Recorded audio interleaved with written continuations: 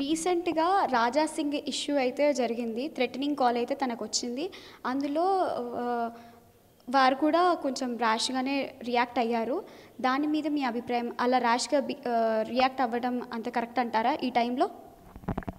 నేను చూడలేదు అది. నేను ఆ విషయం లోపట నేను అప్డేట్ లేను. ఏదేమైనా ప్రభుత్వం సరైనటువంటి భద్రత కల్పించాలి.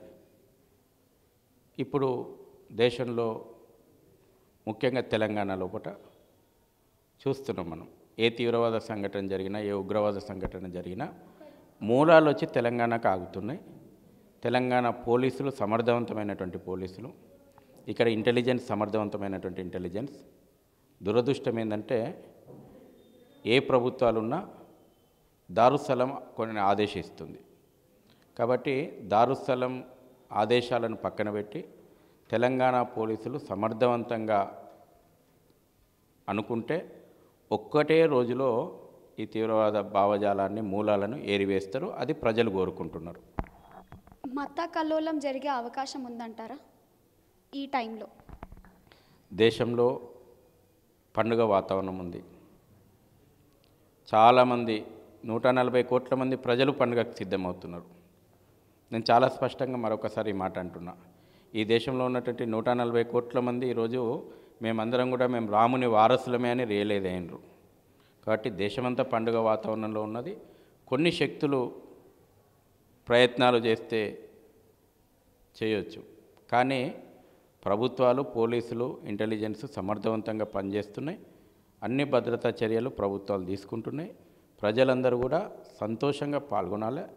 ఎక్కడ కూడా మనకి ఈ రోజున విజయం సాధించినటువంటి వేళ, జాతి సగౌరవంగా తలెత్తుకొని నిలబడుతున్నటువంటి వేళ ప్రజలు ఆనందోత్సవాలతో ఉత్సవాలకు సిద్ధమవుతూ ఉన్నారు. ఎటువంటి రూమర్స్ కానీ, ఎటువంటి అపోహలు కానీ, తప్పుడు ప్రచారాలు కానీ నమ్మాల్సినటువంటి అవసరం లేదు. శాంతియుత వాతావరణం లోపల, ప్రశాంతమైనటువంటి వాతావరణం లోపల, భక్తిపూరితమైనటువంటి వాతావరణం లోపల ఈ ఉత్సవం జరుగుతుంది దేశం లోపల. రామ మందిరం అయితే ప్రారంభం కానుంది. అయితే ఈ రామ మందిరానికి సంబంధించిన హైదరాబాద్లో ఎలాంటి ఉత్సవాలు జరగబోతున్నాయి? భాగ్యనగరం, తెలంగాణ సుమారు 30,000 దేవాలయాలలో సామూహికమైనటువంటి ఉత్సవాలు నిర్వహణ జరుగుతోంది. అనేక చోట్ల సామూహికంగా కార్యక్రమాల కోసం స్థానికంగా ఎక్కడిదక్కడ ప్లాన్ చేసుకుంటూ ఉన్నారు. ప్రతి కుటుంబం పండుగ వాతావరణం లోపల చేసుకుంటుంది. సాయంత్రం కూడా దీపోత్సవాల కోసం అనేక కార్యక్రమాలు, సాంస్కృతిక కార్యక్రమాలు, స్వామీజీల ప్రవచనాలు, రామ మందిరం యొక్క చారిత్రాత్మకమైనటువంటి నేపథ్యం ప్రత్యేక తెరల ద్వారా, స్క్రీన్ల ద్వారా ప్రదర్శన కాబోతుంది. మొత్తం కూడా ప్రజలు ఎక్కడికక్కడికి ముస్తాబవుతూ ఉన్నారు. ప్రభుత్వాన్ని కూడా ప్రజలు కోరుకుంటున్నారు. తెలుగు రాష్ట్ర ప్రభుత్వాలు కూడా ఆ రోజు సెలవు దినంగా ప్రకటించాలని. ఆ రామ మందిరం ఏం సందేశం ఇస్తుంది? రామ మందిరం ఈ దేశం చరిత్ర మార్చిపోతుంది. అన్ని రంగాల లోపల స్వాతంత్రోద్యమం కూడా స్వరాజ్యం కోసమే సాగింది. ఈ దేశం ఒకప్పుడు ప్రపంచం విశ్వగురువుగా ఉన్నది. కాలక్రమంలో వేలాది సంవత్సరాలటువంటి దాడుల కారణంగా మనం చాలా కోల్పోయినాం. జాతి పునర్నిర్మాణాన్ని ఇదే రామమందిరం మరింత వేగవంతం చేస్తుంది. అంటే నీదైనటువంటి స్వరాజ్య, ససంస్కృతిక, స్వదేశం, ససంస్కృతి మళ్ళీ పునర్వైభవాన్ని సాధిస్తాయి.